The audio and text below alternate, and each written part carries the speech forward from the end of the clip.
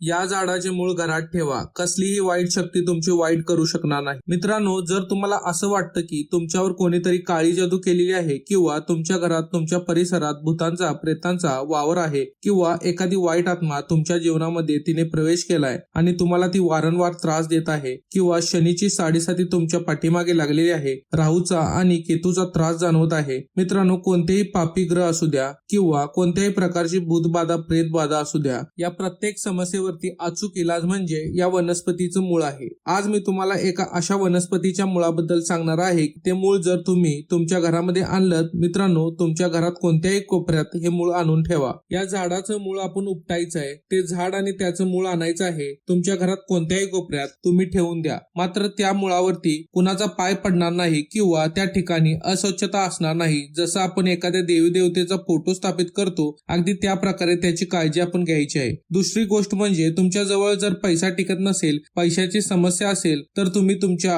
वॉलेटमध्ये, पर्समध्ये किंवा इव्हन तुम्ही ज्या ठिकाणी तुमची तिजोरी ठेवताय त्या तिजोरीमध्ये सुद्धा हे मूळ ठेवू शकता. लक्षात घ्या, हे जे मूळ ठेवायचं आहे, हे मूळ ठेवताना आपण जे वॉलेट वापरणार आहात किंवा पर्स वापरणार आहात ते कातडीचं नसावं. जे स्किन पासून तयार करतात प्राण्यांच्या, त्यापासून बनवलेले पर्समध्ये किंवा वॉलेटमध्ये आपण हे मूळ ठेवायचे नाही. ही गोष्ट लक्षात असू द्या. या मुळीची स्थापना आपल्या घरात केल्यानंतर किंवा जर वारंवार आजारी पडत असाल तर तुम्ही या मुळापासून लॉकेट सुद्धा बनवू शकता. आपण गळ्यामध्ये जसं लॉकेट वगैरे घालतो, दोरा वगैरे गळ्यामध्ये घालतो, अगदी तसाच दोरा वगैरे बांधून त्या दोऱ्यामध्ये या मुळाचा एखादा तुकडा तुम्ही त्यामध्ये अडकवू शकता. तुमचा आजार पण निघून जाईल. म्हणजेच तुम्हाला वाटतं की तुम्हाला नजर लागलेली आहे, कोणीतरी करणी केलेली आहे, जादू केली आहे, तर त्यापासून सुद्धा तुमची सुटका होईल. मित्रांनो, याचं कारण असं आहे की हे जे झाड आहे हे भगवान शिवशंकरांना अतिप्रिय आहे. भोलेनाथांना हे झाड अतिशय आवडतं. त्याची जी फुलं असतात ती भगवान भोलेनाथांच्या, शिवशंकरांच्या, महादेवांच्या पूजेमध्ये वापरली जातात. मित्रांनो, मी तुम्हाला सांगत आहे धोत्रा या फुलाबद्दल. हिंदीमध्ये धतुरा असंही याला म्हणलं जातं. तर या झाडाचे जे मूळ आहे, तुम्हाला हे झाड अगदी तुमच्या आसपास कुठेही सहज उपलब्ध होईल. ग्रामीण भागातही हे तुम्हाला सहज दिसून येतं. शहरात जर राहत असाल तर कोणत्याही हायवेने तुम्ही जरासं बाहेर चला, तुम्हाला रस्त्याच्या कडेने हे झाड नक्की दिसेल. तर